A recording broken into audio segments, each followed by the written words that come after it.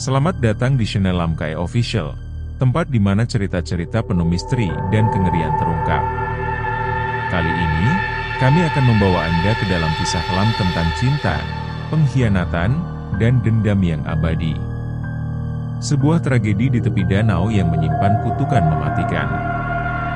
Bersiaplah, karena perjalanan ini akan membawa Anda bertemu dengan sosok yang tak pernah bisa melupakan pengkhianatan. Inilah kisah menyeramkan, Kutukan Lara. Jangan lupa, matikan lampu, kunci pintu, dan pastikan Anda tidak sendirian. Dan jangan lupa subscribe, like, share, dan komen sebanyak-banyaknya. Selamat menonton. Judul, Kutukan Lara. Di sebuah kota kecil, ada kisah menyeramkan tentang seorang hantu perempuan yang gentayangan di tepi danau. Orang-orang menyebutnya Lara, seorang perempuan yang pernah mencintai dengan sepenuh hati, tetapi cintanya berujung tragis. Setiap kali kabut menyelimuti danau, orang-orang mendengar suara tangisan dan tawa menyeramkan. Namun, tak ada yang tahu kisah sebenarnya. Lara bukan hanya hantu biasa, ia adalah arwah yang haus balas dendam. Awal tragedi. Lara adalah seorang gadis sederhana yang bekerja sebagai pelayan di sebuah kafe kecil. Ia jatuh cinta pada Andra, seorang pria tampan dari keluarga kaya. Hubungan mereka awalnya penuh cinta, tetapi belakangan Lara menyadari Andra mulai berubah. Satu malam, Lara mendengar kabar dari seorang teman bahwa Andra akan menikahi perempuan lain, seorang anak dari keluarga terpandang. Lara, yang hancur mendengar berita itu, memutuskan untuk menemui Andra. "Andra, apa ini benar? Kau akan menikah?" tanya Lara dengan suara gemetar. Andra hanya tersenyum dingin. "Kau hanya selingan, Lara. Aku tidak bisa bersamamu selamanya." Hati Lara hancur, tetapi cintanya terlalu besar. Dia memohon kepada Andra untuk tetap bersamanya. Andra berpura-pura luluh. Dia mengajak Lara untuk bertemu di tepi danau malam itu. Namun, pertemuan itu adalah awal dari akhir. Malam di tepi danau. Malam itu, kabut tebal menyelimuti tepi danau. Andra menunggu Lara dengan ekspresi gelisah. Di tangannya, ada sebuah batu besar dan tali. Ketika Lara datang dengan senyum penuh harapan, Andra mendekatinya dengan pelukan palsu. "Aku ingin semuanya berakhir di sini, Lara," bisiknya. Lara tak sempat melawan ketika Andra melilitkan tali di lehernya. Dengan kekuatan penuh, Andra menenggelamkan Lara ke dalam danau. Lara berusaha meronta, matanya memandang Andra dengan penuh ketakutan dan pengkhianatan. Sebelum tenggelam sepenuhnya, Lara berbisik pelan, "Kau akan membayarnya, Andra." Sejak malam itu, hidup Andra berubah. Dia merasa tenang pada awalnya, tetapi mulai mengalami kejadian aneh. Setiap malam, dia mendengar suara air menetes di kamarnya. Cermin-cermin di rumahnya retak tanpa sebab. Suatu malam, ketika Andra terlelap, dia bermimpi buruk. Dalam mimpi itu, Lara berdiri di tepi danau dengan gaun basah dan mata penuh dendam. "Aku menunggumu, Andra," katanya sambil tersenyum mengerikan. Andra terbangun dengan keringat dingin, tetapi itu baru awal. Pertemuan dengan Lara. 3 bulan setelah kematian Lara, Andra mencoba melanjutkan hidupnya. Namun, setiap malam dia merasa diawasi. Dia melihat bayangan Lara di setiap sudut rumahnya. Ketika dia menoleh, bayangan itu menghilang. Puncaknya terjadi pada malam bulan purnama. Andra sedang di kamar ketika lampu mendadak padam. Udara menjadi dingin, dan bau amis memenuhi ruangan. "Kak, kau siapa?" teriak Andra, meski dia tahu jawabannya. Di sudut ruangan, Lara muncul. Tubuhnya basah kuyup, rambutnya kusut menutupi sebagian wajahnya. Mata Lara kosong, tetapi bibirnya menyeringai. "Aku datang untuk menagih janji, Andra," Andra mencoba melarikan diri, tetapi pintu terkunci. Tiba-tiba, dia merasa seperti tenggelam. Napasnya tercekik, seolah-olah tangan tak terlihat menekan lehernya. Kutukan yang abadi. Esok harinya, tetangga menemukan tubuh Andra di rumahnya. Matanya terbuka lebar, dan wajahnya menunjukkan ekspresi ketakutan luar biasa. Namun, keanehan tak berhenti di sana. Desa mulai dihantui oleh kejadian ganjil. Setiap kali ada pasangan yang bertengkar di dekat danau, salah satu dari mereka akan menghilang tanpa jejak. Orang-orang percaya bahwa Lara kini menjadi penjaga danau, menghukum mereka yang berkhianat dalam cinta. Di malam berkabut, suara Lara masih terdengar, terkadang tangis, terkadang tawa. Dan bagi mereka yang memiliki hati busuk, wajah Lara adalah hal terakhir yang akan mereka lihat. Munculnya korban baru. Danau itu kini dikenal sebagai tempat terlarang, terutama bagi pasangan muda. Namun, ada saja orang yang nekat. Suatu malam, sepasang kekasih, Riko dan Dina, memutuskan untuk duduk di tepi danau. Dina sebenarnya enggan, karena dia mendengar banyak cerita tentang Lara. Namun, Riko membujuknya. Sudahlah, itu cuma cerita untuk menakut-nakuti orang. Lagi pula, aku di sini bersamamu, kata Riko sambil menggenggam tangan Dina. Malam itu tenang, tetapi kabut perlahan mulai turun. Dina merasa ada sesuatu yang aneh. Riko, aku merasa tidak nyaman. Ayo kita pulang, pinta Dina. Namun, sebelum Riko menjawab, suara tawa pelan terdengar dari arah danau. Dina menoleh, matanya membelalak. Di tengah danau, berdiri sosok perempuan dengan gaun putih basah. Wajahnya tidak terlihat jelas, tetapi tubuhnya memancarkan aura dingin yang menusuk. Si siapa itu? Tanya Dina dengan suara bergetar. Riko mencoba melihat lebih dekat. Mungkin itu hanya bayangan. Namun, sebelum dia selesai berbicara, sosok itu bergerak cepat menuju mereka. Dalam sekejap, Lara sudah berdiri di depan mereka. Wajahnya penuh luka, dengan senyum mengerikan.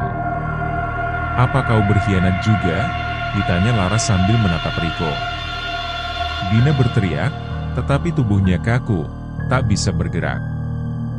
Lara mengangkat tangannya, danau di belakang mereka mulai bergelombang. Riko mencoba lari, tetapi seperti Andra dulu, dia merasa lehernya tercekik oleh kekuatan tak terlihat. Dina hanya bisa menyaksikan Riko terseret ke dalam danau.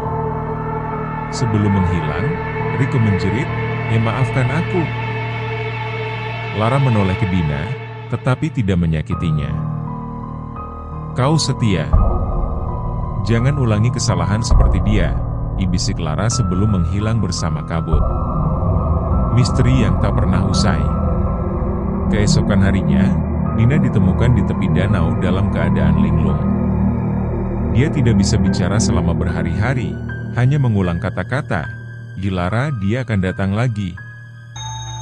Warga desa semakin takut, terutama setelah beberapa orang lainnya hilang di sekitar danau. Mereka yang selamat selalu menceritakan hal yang sama, seorang perempuan dengan wajah rusak dan mata penuh dendam. Masyarakat akhirnya memutuskan untuk memasang pagar dan melarang siapapun mendekati danau. Namun, larangan itu tidak menghentikan kutukan. Balas dendam yang abadi. Lara masih gentayangan, mencari jiwa-jiwa yang berkhianat dalam cinta. Suara tangisnya terdengar setiap malam, memanggil mereka yang penuh dosa untuk mendekat. Danau itu menjadi simbol peringatan bagi siapapun yang mencoba bermain-main dengan hati orang lain. Karena cinta yang dikhianati tidak pernah benar-benar mati, itu berubah menjadi dendam, abadi, dan tak terhindarkan. Kutukan menyebar. Setelah kejadian dengan Dina dan Riko, desas-desus tentang Lara menyebar ke kota-kota sekitar. Seorang wartawan muda bernama Satria, yang skeptis terhadap cerita mistis, mendengar kisah ini dan memutuskan untuk menyelidiki. Aku ingin membuktikan bahwa semua ini hanya mitos, kata Satria kepada tim kecilnya. Bersama 3 temannya, Benny, Vina, dan Tegar, dia merencanakan perjalanan ke danau terkutuk itu. Mereka tiba di desa sore hari, membawa peralatan kamera dan alat perekam. Penduduk desa memperingatkan mereka, tetapi mereka tidak peduli. Malam ini kita pasang kamera di sekitar danau, rekam suara, dan buktikan bahwa cerita ini tidak masuk akal, kata Satria dengan penuh percaya diri. Namun, mereka tidak tahu bahwa malam itu akan menjadi malam terakhir bagi sebagian dari mereka. Malam mencekam di danau. Saat malam tiba, kabut mulai turun, menyelimuti danau. Suhu mendadak turun, membuat mereka menggigil. Vina, yang awalnya bersemangat, mulai merasa tidak nyaman. Kita benar-benar harus melakukan ini? Tempat ini terasa berbeda, katanya. Bukannya kau yang paling bersemangat memburu hantu? Canda Benny, mencoba menghilangkan ketegangan. Tegar memasang kamera di dekat tepi danau, sementara Satria mengatur alat perekam.